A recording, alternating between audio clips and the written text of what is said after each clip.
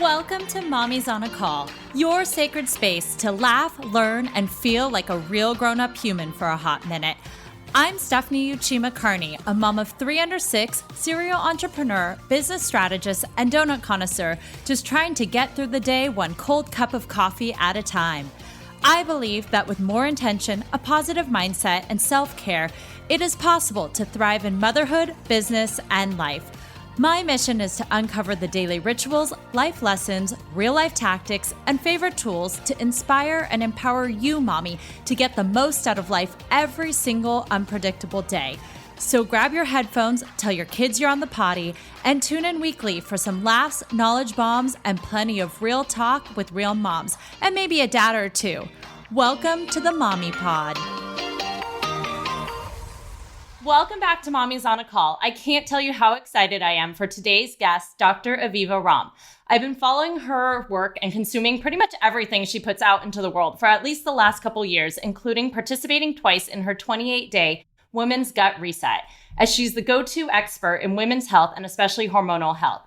Dr. Aviva is a world-renowned midwife and herbalist who's also a Yale-trained MD and board-certified family physician with specialties in integrative gynecology, obstetrics, and pediatrics. Her New York Times bestselling Hormone Intelligence book explores the impact of the world we live in on women's hormones and health, invites women into a whole new conversation about our hormones, bodies, and health, and brings us a new medicine for women that is at once holistic and natural, while being grounded in the best science and medicine has to offer. She's also the mom of 4 and a grandma of 2. Welcome. Oh my gosh, thank you for having me on the show. When people read my bio, though, I'm like, oh my gosh, that woman needs to take a break. I was going to say that's a pretty extensive resume, and I do have some questions about that. But before we get started, I want to ask, what's your biggest mom win or grandma win, whatever you want to say, of the week? Oh, of the week. Oh gosh, that's a big one. Okay, so my oldest daughter, who's my second child, said recently, Mom, your powers of transformation are so incredible. And she was talking about just changes in my value system, not my value system, but like how I approach the world and how I communicate, and like just shifts from whenever to now. And it was really beautiful the way she said it. It was a real acknowledgement of like, Mom, you're a person and you're really cool. Wow. Oh, and give the audience a little bit of context. How old, or you don't have to say the age, are your children, but like what range are your children and grandchildren? 36 down to 28 for my kids. I have a boy and 3 girls, and then 10 and 7 for my grandkids. Wow. And I have 2 god babies too. I have 3 god babies actually. And by the way, you don't look a day over 40. So oh my gosh, thank you. When I heard that, I was like, wait, what? She's a grandma I love also? hearing that. I love hearing it. Oh, it's funny. We'll have to get your secrets. When I was in my 30s, I got carded when I was with my kid once. In my 20s, I went to a liquor store to buy alcohol for making tinctures, and I got carded. I'm like, this is my child. And they're like, well, you could be babysitting. And of course I had 2 braids. And then in medical training, because I already had kids when I was in medical school, I'd get asked out by residents and stuff. And I would say, oh, look, I have a kid who's 20. And they're like, you mean 20 months, right? I'm like, no, 20. And they would be like, shut the up. Okay, so but rewind now a second at 55, here. Now I like hearing you look young. So you had 4 kids in med school. And then I read or heard somewhere that you actually started college when you were 15. I did. I grew up in a housing project in New York City, and I was a really science and word precocious kid. And my ticket out of being in a housing project, and also a 2-hour each way almost commute from home to high school in the city, I applied to college. And long story short, I applied to Johns Hopkins and asked them if they would just take me right into the medical school. I was 14 at the time when I applied. You could have been Doogie Howser. Yeah, right. Before Doogie existed. And I actually got a letter back. I mean, this was like when you had to put a letter in an envelope, lick the envelope, put a stamp on it, and send it. Someone actually from Hopkins wrote me back and said, well, we can't do that. You're too young and you have to go to college first. But there's this school called Simon's Rock, which is part of Bard College, that takes young, they called it gifted, but academically capable or artistically capable kids. And I got a scholarship and I went. So yeah, I went to college when I was 15. And then when I was 16, I actually left because I found I was going to do pre-meds. And then I found this whole thing that I loved, which was midwifery and herbal medicine and this natural lifestyle. And this was back in 1981. So Yeah, my that wasn't family, like a thing no, it back wasn't a then. thing. My family, actually, my grandmother, my mother thought I had joined a cult because I went vegetarian. I'm like, no, I didn't join a cult. I'm like, this is what I want to do. And then circling back around when I was 30, how old was I? 39 when I went to medical school. And Wow. so I had to go back because I had gone to high school only till I was 15. Then I did that year of college and then left and then had to go back and do a All the GED, the prerequisites. prereqs, everything. What Yeah. made you go back to med school? I mean, you went down this route, you had, actually gone down into midwifery and all of that. What made you go back to med school? And at the time, Yeah. you said you had 4 children. I mean, 4 to the women kids. out there in 2022 who might even have one kid, the thought of med school seems like the craziest idea. Yeah, this So, is a conversation we can and should definitely have because it's yes. intense and I wouldn't recommend it for everyone. And And yeah, Yale it's nonetheless. really It was like you didn't just pick it well, was there's an explanation to that too. But yeah, so why I went is at the time I was living in Atlanta. I had spent a lot, but not all of my midwifery career in Atlanta. And midwifery, home birth midwifery was still illegal. Midwives could get arrested and go to jail.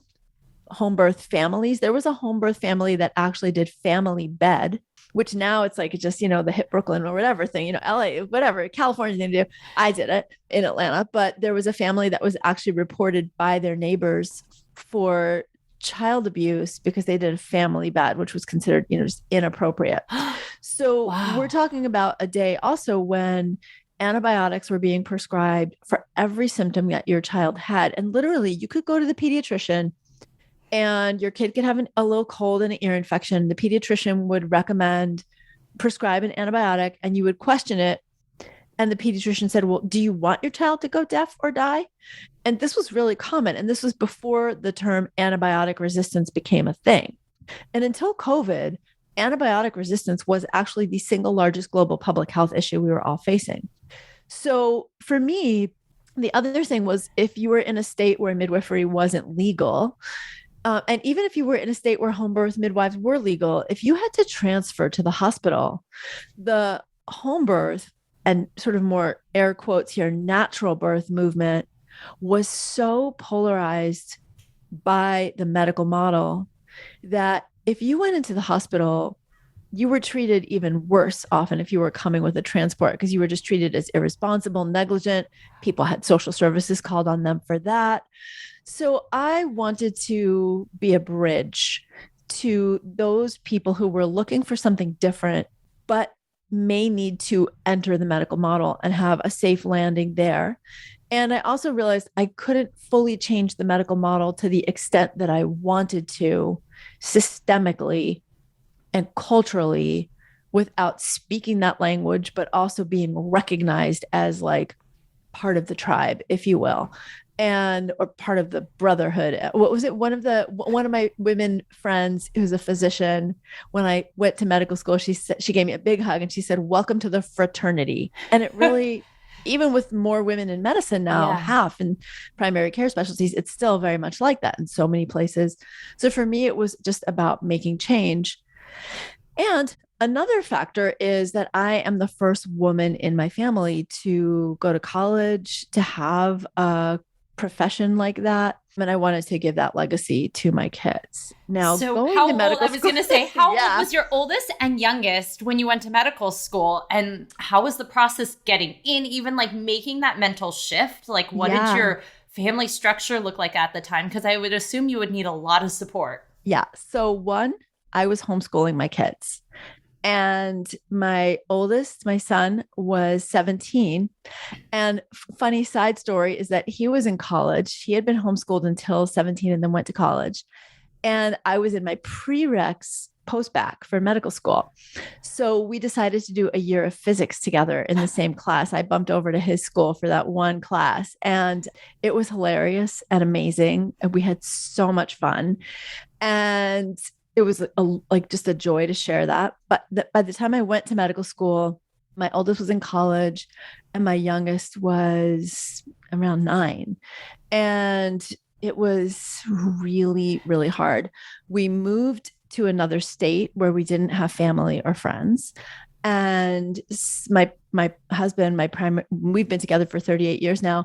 He was the support person. So he had segued his career to work with me from home, and he became the primary home parent. So like I remember coming in Wow. from medical classes one day, and one of the girls was didn't know I had walked in the door and had called out, Dad, when you go shopping, can you get some tampons? And I was like, oh my God. But it was hard on so many levels. One, the process of getting ready to go for me on an individual personal level as a woman, human with an intellect and goals and dreams was phenomenal. I mean, I was learning everything that I wanted, that was putting all the pieces together for me about midwifery and herbal medicine and health. And medical school was the most incredible 4-year experience of my life. I mean, in terms of any education. As a mom, I had constant guilt. First of all, my mom was a single mom and she worked 2 jobs. So I already like had to unpack issues around going from being a homeschooling mom and like over parenting to now making this huge shift. But I kept not justifying it, but like reassuring myself that there was value in it, that I was also doing something really important for my family, which was creating this new sense of possibility of what you could do And as showing a your woman and daughters mom. that exactly, like it doesn't matter what age, Exactly. it doesn't matter where you are in your life. If you're passionate about something, you should go for it. Exactly. And it's interesting because when my husband was in graduate school, he went to a school called Atlanta University, which is a historically Black college. And there were several women who actually were living in Atlanta in school, getting their graduate education from a few different countries in Africa. And there was this one woman, Josephine Malachwa, who, if she hears this, she's probably going to be, I cannot believe she remembers my name. But she was from Swaziland and she had 3 or 4 or 5 kids. And she actually moved to the US for 2 years to do her doctorate in education and left her kids back in Wow. Swazi with her sister to raise them. And then I heard another story of a First Nations woman. I think she was Lakota, but she had 4 kids and she had to, there was no medical school in South Dakota. She had to travel 2 states. So she was living all week at medical school, then coming home on the weekends. And then when she was in residency, she was just basically Right. Like, how do AWOL. you do wet residency with Yeah. kids? And the thing is, what I have come to understand is that how we communicate this to our children is very culturally unique. And so for me, particularly as a white hippie attachment parent, home birth mom, I had a huge amount of guilt and a huge amount of also judgment from people who were in my close community who were from that background, compared to one of my best friends who happens to be an African American mom and a midwife whose mom was a primary income provider. And she at the time was a primary income provider who was like, Aviva, mom, Black women around the world. And I'm not like trying to romanticize, but she said, it's just like you're coming from a cultural perspective where you have an idea of how it should be. But in my community, it's a lot of the moms that are working and we teach our kids to respect that. And so it's just really interesting. And I hope I'm not crossing any lines of what is appropriate. This is just what the stories that I was shared with, that was my frame of reference, comparing like what my own inner guilt was about attachment parenting to the cultural insights I was getting from women from Yeah. different cultures that were very different. So it was hard. And then I would say also because my kids had been sort of trained by me to expect mom to be there full time, that gap was really hard. So we've had a lot of work in the subsequent 15, 18 years to unpack some of the resentments and the experience that they had. So, when women write me and say, I'm going to medical school, I'm like, we should talk, just so you know what you're really getting into, because you may have a rotation that puts you on call on your child's birthday and you just can't go to your child's birthday. And so, Right. and, healthcare workers know that, And nurses, after the last doctors. 2 years, I think Yeah. families have definitely felt that. Any advice you would give to Exactly. those women looking back to go back to school for anything, whether it's med school or, with children, any advice you would give them? I think it's really important to follow your dream and follow your passion. And there's never a better time. I think that as moms, when we are truly tending to our own personal, intellectual, spiritual, emotional growth and doing the things that make us sing and fly and happy, that is a powerful gift to give our kids and to do it without guilt, to create great support networks, be mindful of, the support that you do have. Think about how you're going to create seamless transitions to the extent that you can for your kids. Like we went from homeschooling to still homeschooling to kids going to school. In retrospect, I would have foreseen that transition a little bit better and matriculated my kids in school a couple of years even before. So they were accustomed to that, or maybe even moved before to where I was going to go to medical school. So we already had a support network. But I really think there's no one right time. When my kids were little, I waited because I wanted to be there when they were little. But when they were tweens and teens, especially with the girls, that's when they were mad that I wasn't there. And anyone who's listening who has teens and tweens, they know that they don't want you there most of the time. But when they do want you there, they do. And if you're not, then you're going to really hear about it. So looking at what you can create as a network, how you can communicate what you're doing to your kid, to them, explain to them why you're doing it, and invite them in whenever you can. In hindsight, do you think it made you a better mom? In hindsight, I don't think it made me a better mom. No, I think I was already a good mom, and now I'm just a good mom with a different perspective and a lot more skills and experience.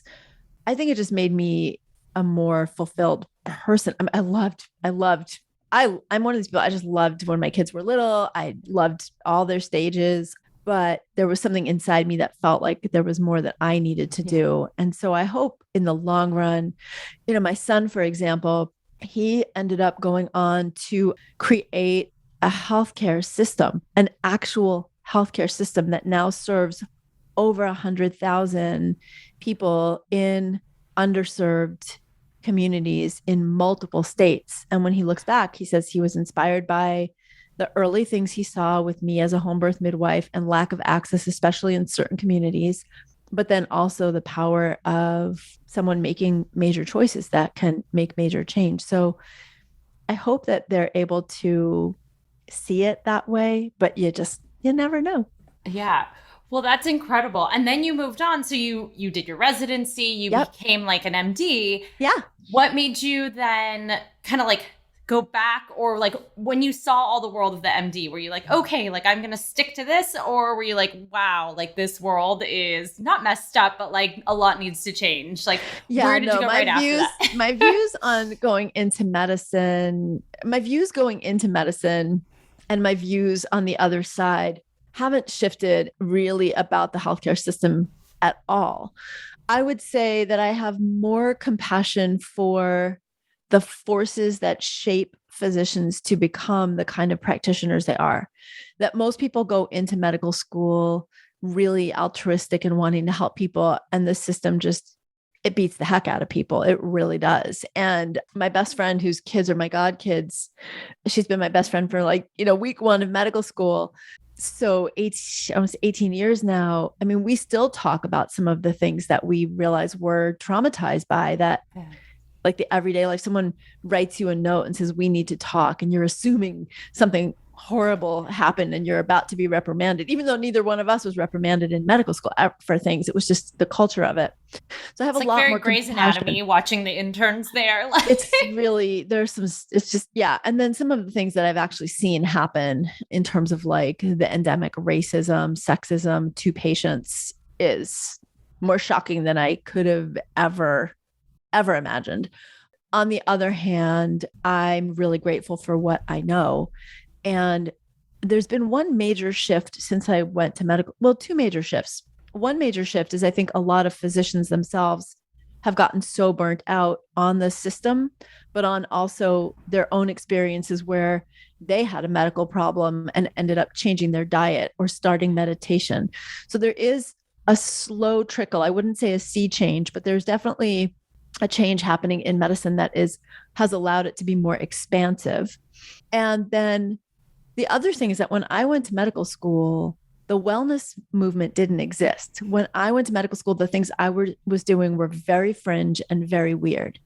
And so now you've got this whole wellness model that is sometimes offering phenomenal information, but sometimes it's really off base or dangerous. Even things that I, as an herbalist midwife, thought back then weren't really appropriate therapies. Now anyone with an Instagram feed and a large enough reach can seem like an expert. And so I sometimes strangely find myself not quite in either world. Like in the medical world, I'm a bit of an oddity, but in the wellness world, I can also be a bit of an oddity in that I'm a little more of a critical thinker. So I don't just assume that everything that you hear is really true or works. And I think we saw that with COVID, right? I mean, we saw it with COVID, how dangerous it was that some people were promoting therapies, including people in office at times, that were promoting therapies that were actually really dangerous and not helpful. And it's interesting. I was reading kind of an article about that in which they were saying like all of the, you would call it the more holistic stuff, they ended up classifying them as a certain almost even political view, which is interesting just because they didn't believe in, say, like vaccines, or they believe there are alternate treatments. But in a sense, then there's some holistic people saying like, no, we believe in vaccines, but there's other things we can do. It's not black and white. And it's so interesting to see that. And I feel like everything you're saying is resonating. I come from a background of RNs and doctors who all and some of my best friends are ER doctors, pediatricians who are all literally burnt out right now. Like they're so burnt out, and it's by the system. They just want to help people and the system is burning them out. But it's interesting because it's incredible. Yeah. I'm 39, turning 40 this year. And I just signed up to do nutrition school or, integrative nutrition, even though nothing to do with my background, came from a male dominated finance world.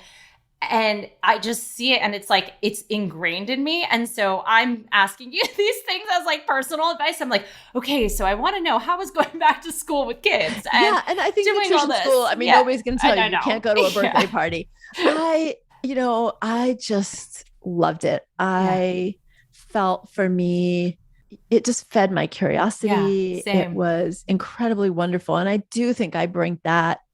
But I had that before. I mean, I wrote books before I went to medical school. I was always reading. And so it's kind of just who I am. And it was just sort of the next continuity. But I think being fulfilled as a mom is really important. One of the things that I've really been exploring lately as a mom of grown children is, and I think this is partly from my own background, in so many ways, I had a close-knit family. My mom's parents were very involved in my life. We had a lot of extended cousins on my mom's side. So I was very supported.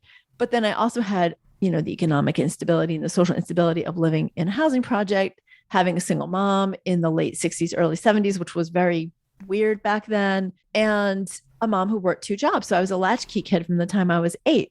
And so I really wanted to do something very different with my kids. And I think that for me right now, I think that as a mom who especially leaned into like extended breastfeeding and home birth and family bed and all the things, I took so much responsibility on myself for my kids' outcomes.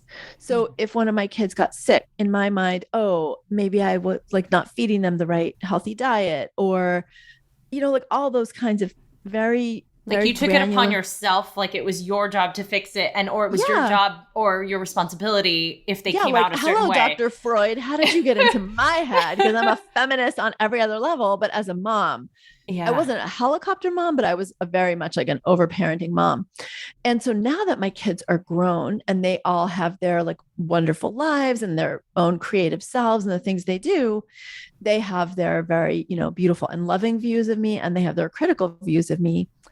And I still find that I take too personally. Like I've put too much weight in my identity as a mom compared to the right I have to put weight on my identity as a doctor or a writer.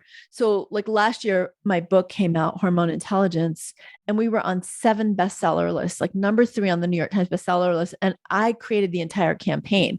We didn't pay, at high ad spend. We didn't do affiliates. It was all organic in my community and extended community of people who bought, like online community. But then one of my kids was going through a really hard time and was really resentful about it. And it was like the New York Times bestseller was on a 0 of scale of importance. And my kid's issue with me was on a scale of 1 to 10, on a 10 of how I took it personally. And so I think for me, one piece of advice that I would really love to share with mamas at any stage, and for you as you go back, there may be moments where your kid says, "You're never playing with me. You're reading all the time," or, "We're having the same thing for dinner 3 nights," whatever it is. I'm sure your kids don't sound like that either, but to know that you have the right to do that, and that our kids are their own individuals as well. Like not everything we do is going to shape their outcome. There's no recipe for the perfect kid outcome. And we just do our best. And in that also, your kids are eventually going to grow up and leave home, and they want you to have your own adult life. Right. They want to look at you as a fulfilled adult woman. And if your entire fulfillment is based on their happiness, their outcomes, how much they're in touch with you, how much they visit you, whatever, it puts too much demand, and it's an unhealthy way to go about that parent-child relationship. Because so I think it's also, really important. Once they're gone, you only have yourself. So it's like, you can't place your happiness in other people. You said something interesting. You kept saying identity, my identity in this. I like to call it as a role, not an identity, because your identity, you are an author, you are a mom, you're all of those things, but it's the role that you're playing in that moment.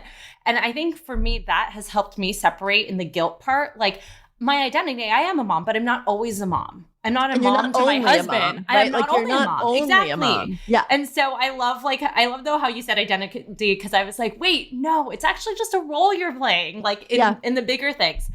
But so on that note, I wanted to switch gears and talk a little bit about, your hormone stuff, because how did you get, so you went down this path, I know like hormones are involved in birth and all of that, but how did you specifically transition after your MD and really going into everything about women's health? And, you were describing going to med school in the time where antibiotics and all that. And I look at my history, I'm literally that child. I'm the child born in 1982.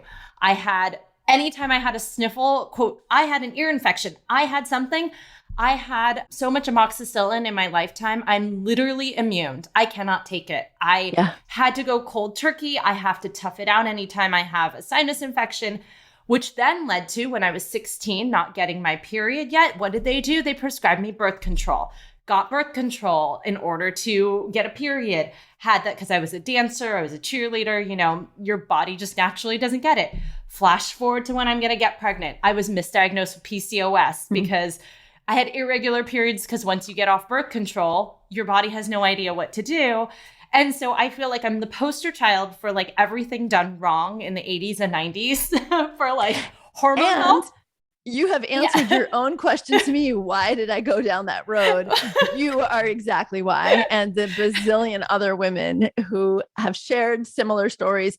So before med school, obviously as a midwife, I took care of women. And then also often I would do some just kind of general light pediatric support as an herbalist. So, the mom who didn't want to just do the ear infection route conventionally, I'd work with a pediatrician and we would do some natural approaches, the garlic mullein eardrops and echinacea and all of that. And when I went to medical school, of course, I learned all the body parts, male and female. In fact, it was hilarious. We had the way you do a lot of your physical exam training is in these simulated patient settings.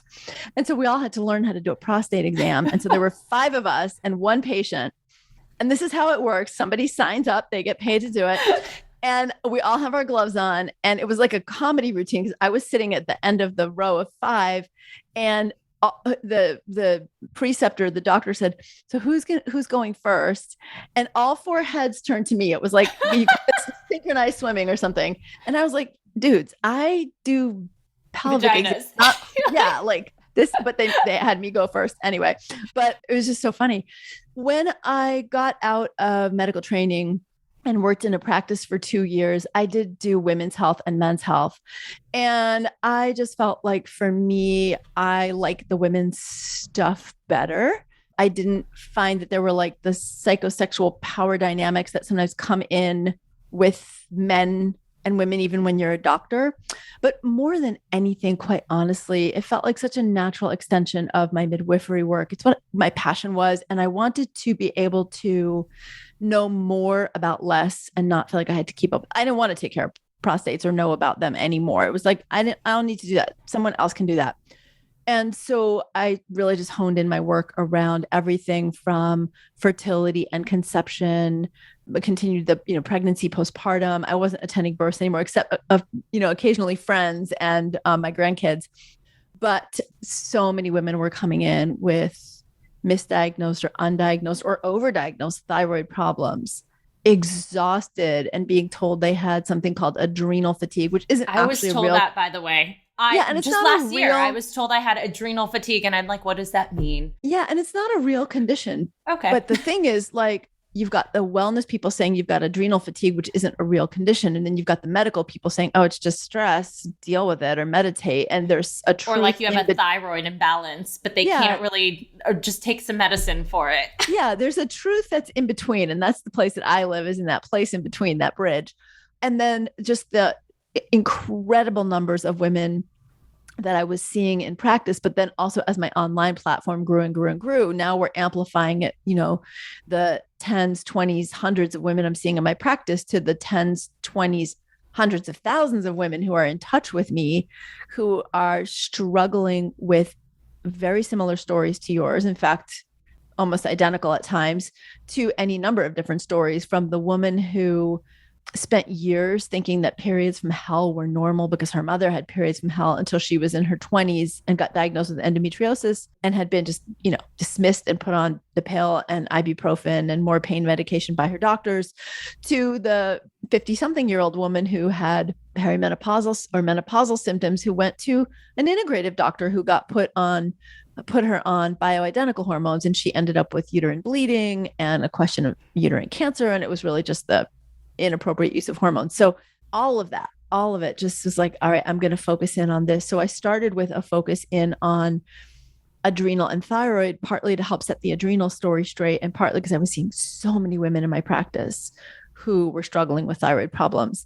And then that was a natural segue into a book on endometriosis, PCOS, fertility, all the challenges, but not just looking at them from the name of the condition, but to what are the common factors that are affecting all of us as women or people in female bodies that can lead to these conditions becoming part of who we are. So I want to jump into that bridge you sit in and speak specifically to a lot of the women who listen to this are moms of, say, like younger children to teens, but like most of the women here are moms. I mean, it's a mom podcast.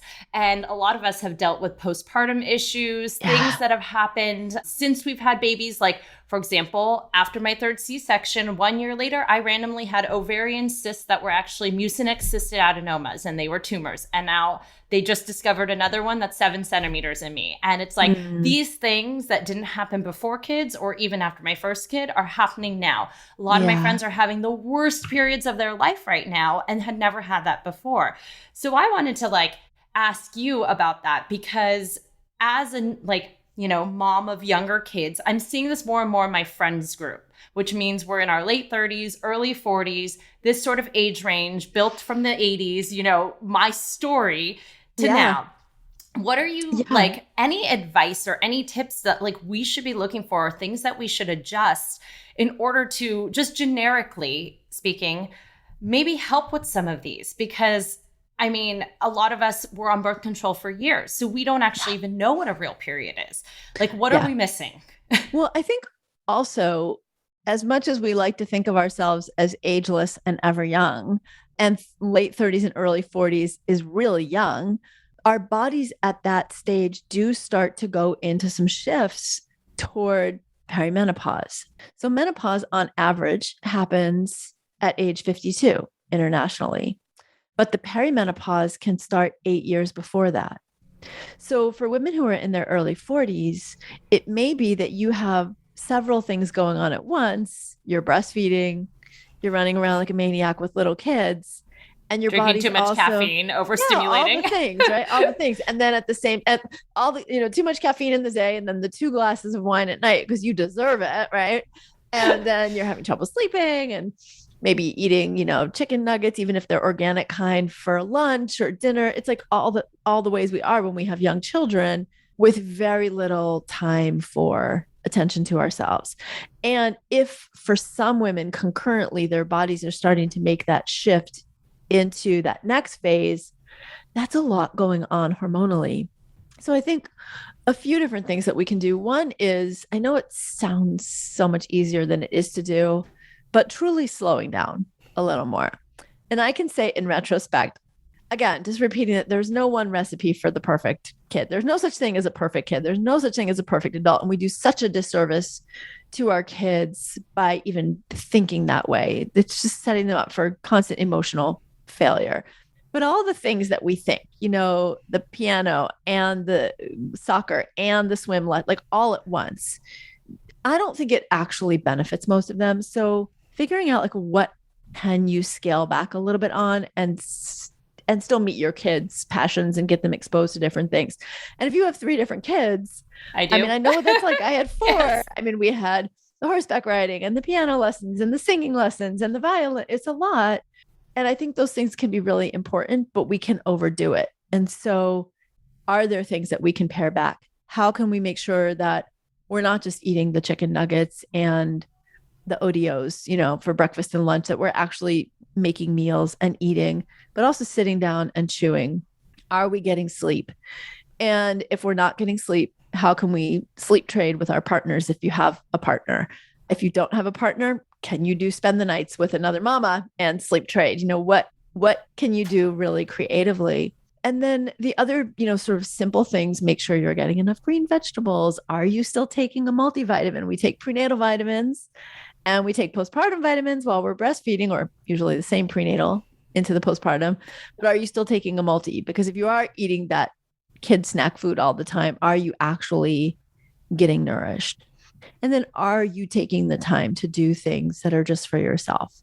Now, let's add on to that the fact that the whole reason I wrote Hormone Intelligence, for example, is the fact that even when we do a lot of those things, we're also being exposed to an incredible amount of light pollution, environmental pollution, all kinds of levels of stress. So looking at what you can really do to unpack what's going on for you that's adding burden. Where are you carrying too much luggage emotionally or from the environment that you can start to say, all right, I'm going to carry a little bit lighter load. I am going to sleep a little more. I am going to stress a little less.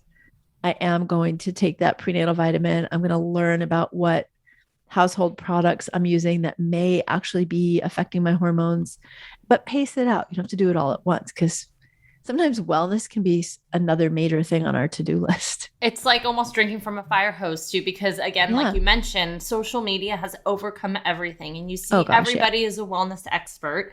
And they're all preaching different things. It's like, everything from the stuff that is good, like non-toxic makeup or things that you put on your body, lotions and stuff, to like every household products. But it can get overwhelming where it's like, oh my goodness, I can't leave like a bubble or else I'm gonna, it's like, gotta throw away everything. I can't put on normal clothes. I can't shop here. Like it gets overwhelming when you also then have little humans you're taking care of. Totally. And the other thing too, I had one of my patients, she had just had her 4th baby like 6 months prior, and we were having a teleconference appointment, and she got on the phone and she was in tears, and like it took her a minute, and I was like, all right, what's going on?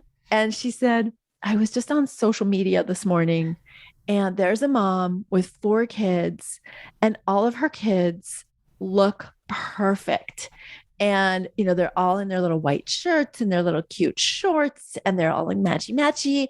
And her house is all like black, white, and wood Scandi, and it's perfect. And she has like the most beautiful this and the most, I was like, okay, first of all, I'm going to go look at who you're talking about, because I want to like give you a perspective on this.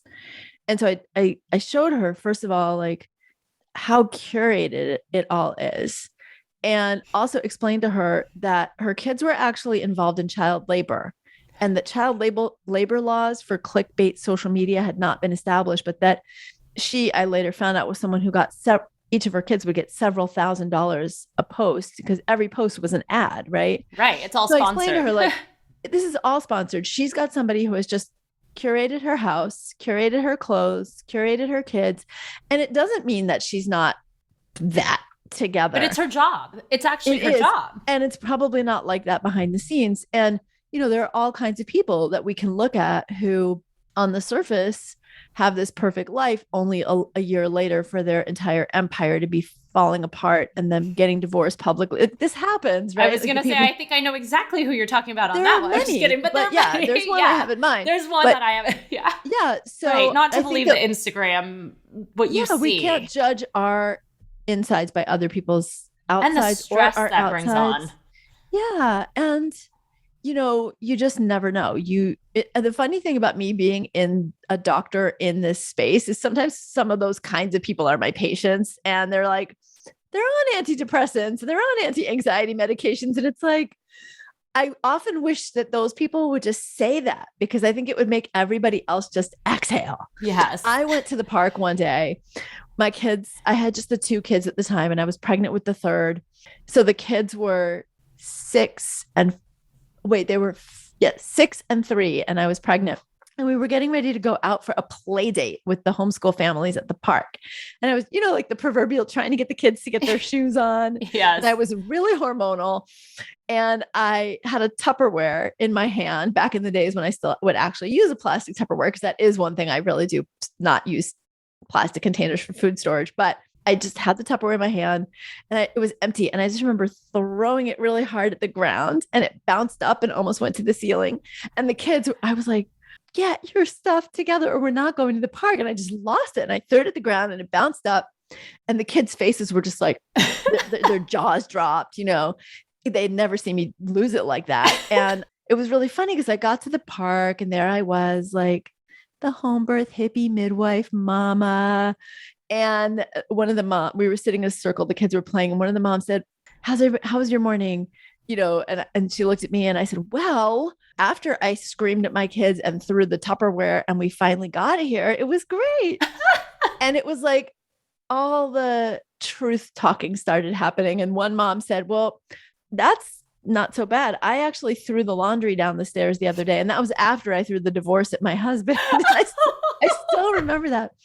And I think we have to just get real about it. Yeah. All of that. Wow. Yeah. Well, before we wrap it up, I do want to touch on a couple things, just again, along the lines of, postpartum and things. We talked kind of like generically about we should be eating our leafy greens or things like that. Are there any, say if I was to go home and pick 3 things I can do today, what should they be to maybe start, besides maybe detoxing from social media or the stress, but any tangible things that you help your patients with or prescribe, or, not prescribe, but send to the store to get, or things in their house to remove? What are some, maybe 3 things that we can do today to get us going? So, besides buying your book too. You don't have to do that. You can get lots of stuff on my socials and my website, but yeah, get the book too. It's great. Thank you. I would say one is probably going to make me really unpopular, but I think it's so underemphasized. And that is 86ing the alcohol.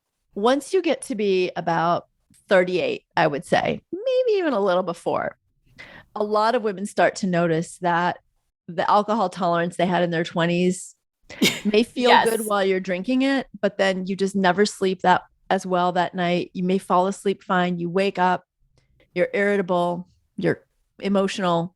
And so really leaning into other beverages, whether it is an apple cider switchel or tea, if you really want to drink, keep it to something like vodka or tequila, like the white alcohols, and once a week and one drink, because it sets our hormones off. We know that it's an estrogen disruptor.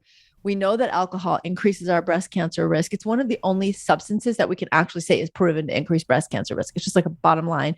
And it makes us feel bad ultimately past a certain age. Another thing that is along those lines, so I would say number 2 is, and I'm always having to remind myself this, hence the tea in my hand, is to stay hydrated. So dehydration, or just what's called hypohydration, so you're not technically dehydrated, but you're just not drinking enough fluids, can lead to irritability, fatigue, headache, increased menstrual and endometriosis pain, and brain fog. So, that mommy brain, sometimes we just need to actually hydrate more. So making sure you stay hydrated, whether that is having your own personal glass bottle of water that you make sure you finish by the end of the day, or a pitcher that you fill up again and finish, but however you do it. And then the third thing I would say is find that balance between that second wind that we often get after the kids go to bed and staying up way too late. Oh, I'm so guilty of that. I love that. I know. And I think that we need it. So how can we set either healthier bedtime boundaries with our kids, where at a certain age, they know that it's time, even if they're not going to sleep, like they're in their room or they're in their bed and it's mommy time. So that instead of waiting till 9:30 or 10 o'clock to start getting mommy time, and now you're up till 1, how can you pull that back a little bit? And again, partner swapping is one way to do it. Do you have a nighttime routine or a morning routine in that? I do. And even when my kids were little, I mean, obviously when they're breastfeeding and they're waking up, I have one, my youngest, who's now just about to turn 28 next week. She knew that if she would stay in the room with me at night and was quiet reading a book, I wouldn't mind if I was reading or doing something. So one time when she was like 2 years old, she was in my bed while I was sitting on a chair in my room, and she was like, I'm reading a book, but she had the book upside down and backwards. It was like, she just wanted to hang out with me. But yeah, for me, and we don't, sometimes we get into the Netflix series too and end up staying, like watching it to the last minute, but we try to hit pause about 10 and read. And I don't use a Kindle or anything like that. I read real books. So for me, I like to have a good 30 minutes before bed where I'm reading, after all the teeth brushing and all that stuff. And then I like to do a little meditation, just a little deep breathing meditation to help me fall asleep. Although sometimes just reading, I'll fall asleep in the morning. And I really try to stay off of screens in that hour off of bed, like before bed, social media, all of that. And then ditto in the morning. I try to have a slower waking time. And even when the kids were little, I would try to wake up a little bit before them, just to have that slow start to the day, just a few minutes of breathing, getting a tea, and then they wake up. But then of course, sometimes they would wake up before me and wake me up. And then again, no screens early in the morning. I really try to stay off of what I call other people's agenda, whether that's social media or my email first thing in the morning, where I'm already getting stressed before my day has started on the to-do list or the FOMO or whatever it is. I didn't used to drink coffee. I started drinking coffee in residency. And now my morning is usually some kind of movement or journaling, and then coffee, a little chat with my partner because we both work from home, and then getting our workday started. Well, it's good to know you drink coffee. Makes me feel a little better. Since every wellness person's like, oh no, only drink tea. Like coffee's bad. Well, I don't think coffee's bad. I mean, I think it's important to get good quality coffee so you're not getting all kinds of, solvents and stuff. And I need to drink decaf. Caffeine is really very stimulating for me. So sometimes I'll have just decaf, or I'll have decaf and like a third of calf. My husband drinks the calf. So I'm not opposed to coffee. And particularly the only times I say coffee would be bad for someone, so to speak, is if they have a lot of cyclic breast tenderness premenstrually or a lot of PMS. And interestingly, the data is not there from a scientific perspective, but enough women report it. So if you're having menstrual cycle or hormonal problems, take a break off of coffee for a couple of months and see how it is. And if you're having sleep problems, then coffee is not your best friend. So if you're having sleep problems and you really love the coffee, keep it to a decaf, keep it to 1, and keep it to before 11 in the morning. Awesome. Well, and have it with food. Oh, yes, with food. Well, to wrap things up, I wanted to ask my final question, which is what do you think is your mom's superpower or your superpower that you gained once you became a mom that makes you better in either business or life? Oh, I'm fierce. I am like a fierce protector of the people around me. So you definitely want me to do things like birth advocate or negotiate. I'm really fierce about speaking my truth, protecting the people I love. And I think that's probably a big one. Beautiful. And where can we find you online? You can go to Dr. Aviva Romm on Instagram. You can go to Aviva Romm on Facebook or just avivaromm.com for my website. Yeah, and your blog has amazing things. I've sent your PCOS diet and your PCOS articles to so many friends and your Hashimoto's stuff. I have a couple friends with it. So thank you so much for joining today. I really appreciate it. Thank you. Thank you so much for listening to this episode of Mommy's on a Call. Your support means the absolute world to me. You can find the show notes for this episode and other goodies over at mommysonacall.com. And if you enjoyed this episode or have gotten value from the podcast, I would be so grateful if you could head on over to Apple Podcasts and leave a rating and review so that we can reach and empower more moms all over the world together. Thank you so much again, Mommy Pod, and I will see you here next time.